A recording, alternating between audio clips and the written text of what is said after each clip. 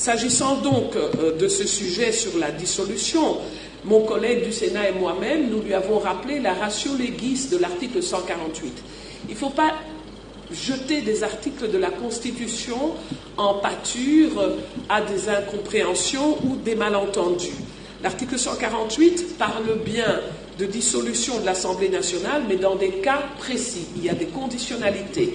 Il faut qu'il y ait une crise persistante entre le gouvernement et la Chambre basse du Parlement, ce qui pour l'heure n'est pas le cas puisque les programmes du gouvernement et le budget ont été votés au-delà de notre propre majorité parlementaire. Donc, sérénité en ce qui concerne le dialogue entre institutions. Par ailleurs, selon le prescrit de cet article, le président de la République est invité, dans le cas de cette crise, à consulter le Premier ministre, le président de l'Assemblée nationale et le président du Sénat.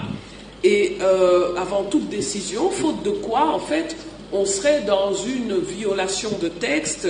Et la violation de texte est régie, en fait, par l'article 165 de la Constitution, qui dit que toute personne qui méconnaît notre loi fondamentale peut être exposée au cas de haute trahison pour violation intentionnelle de la Constitution. Je ne cite que les articles, je ne prends pas position, mais il me semble important de rappeler à tous que n'est pas juriste qui veut, et donc nous devons être très prudents par rapport à nos opinions publiques, par rapport à nos citoyens du monde rural, quand nous, à Kinshasa, nous traitons ou nous évoquons des textes constitutionnels.